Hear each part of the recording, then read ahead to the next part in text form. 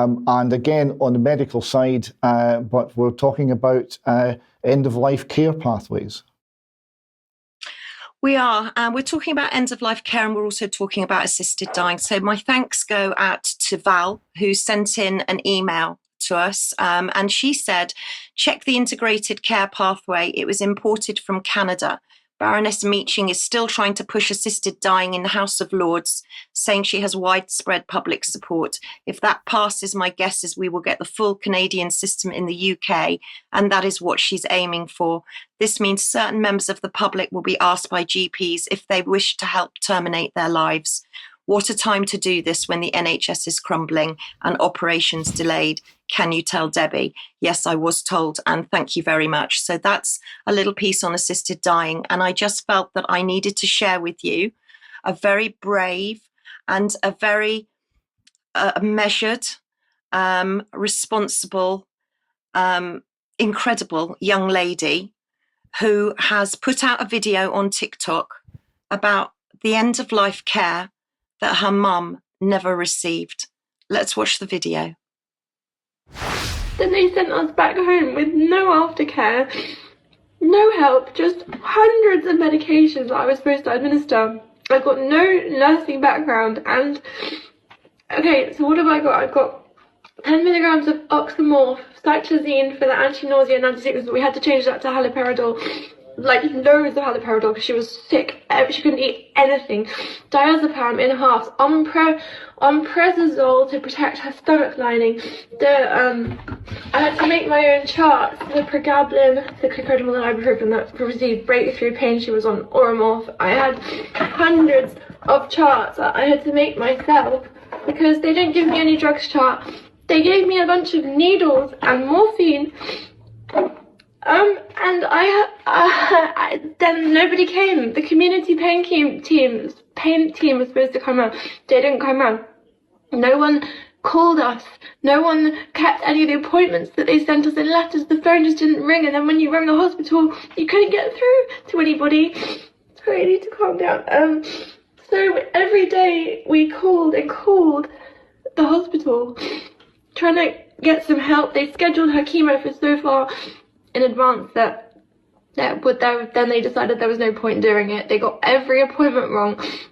I called Macmillan, the number they gave us, and the Macmillan lady was on leave, on holiday, not responding. She gave me another number. That number didn't work. The night team always said it was the wrong hours. Nobody showed up, and my mum was like begging for anti-nausea injections, and she was at this point making like a death rattle. So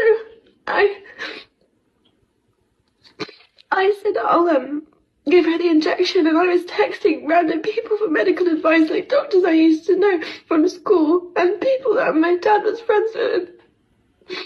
The only time they showed up was when I threatened I would give the medication that she was begging for, because I said, I'm just going to do it, an injection, and I texted, how do I give a subcutaneous injection? Then they showed up, and then they had a massive go at me and told me off and made me feel like a criminal in my house. The way that she found out that she was going to die, they didn't even tell her. This person just arrived and was like, hi, I'm the palliative care team. She didn't even know she was palliative because no one had had a conversation with her. But that's finding out on your doorstep. And by that point, she's so weak, she couldn't eat anything, and I was carrying her around.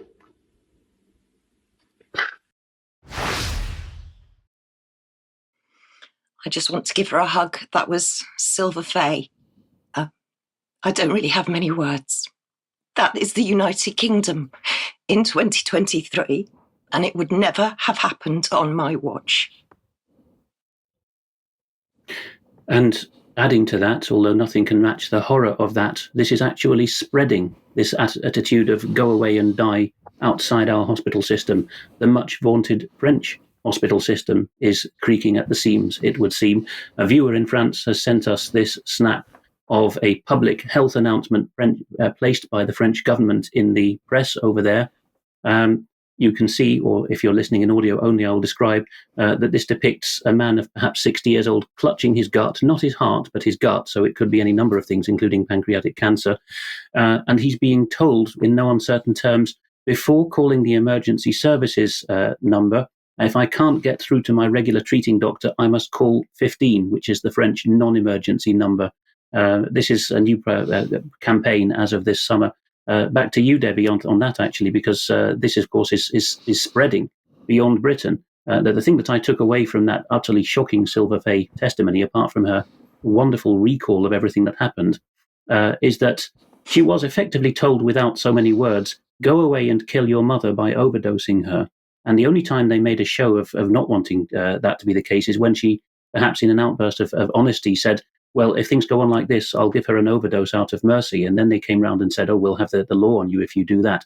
I think that's utterly disingenuous, don't you? And completely. I mean, I apologise for earlier. It's a very emotional piece. That could be any one of us. And it's just completely wicked. This is what dying is come to in the United Kingdom in 2023. It's absolutely shocking. Shocking.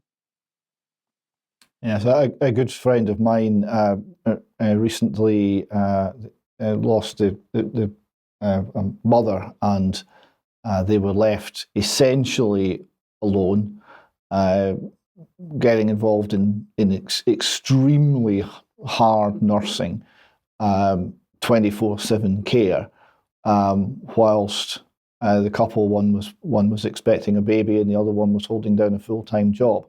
And the help just wasn't there.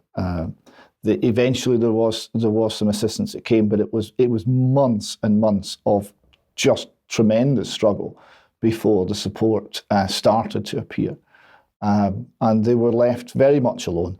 And there must be thousands of families up and down the country in exactly that position. Debbie, thank you very much for that. We'll move on now